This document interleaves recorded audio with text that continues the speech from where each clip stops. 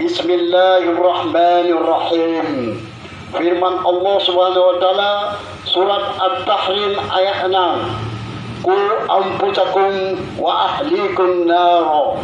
Jagalah dirimu dan keluargamu dari siksaan api neraka.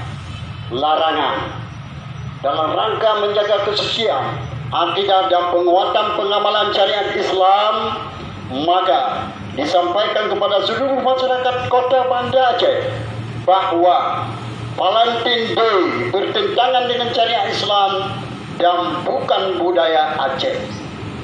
Sehubungan dengan hal tersebut, Wali Kota Banda Aceh meminta kepada satu, kalangan generasi muda, mahasiswa, mahasiswi, siswa, siswi dan seluruh masyarakat Muslim Kota Banda Aceh agar tidak merayakan Valentine Day dalam bentuk apapun, karena Valentine Day bertentangan dengan syariat Islam dan bukan budaya Aceh.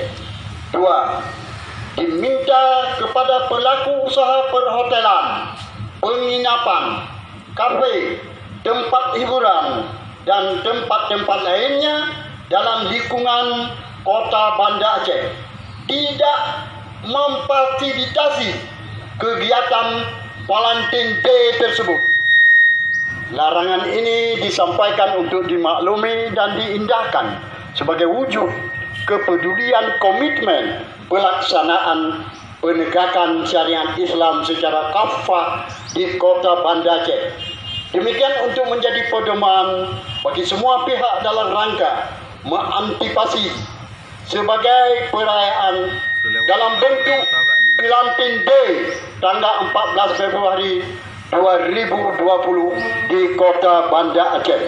Banda Aceh 16 Jumadi Akhir 1441 Hijriah atau bertepatan dengan 10 Februari 2020 Masehi. Atas nama Wali Kota Banda Aceh, Haji Aminullah Usman SE AK MN.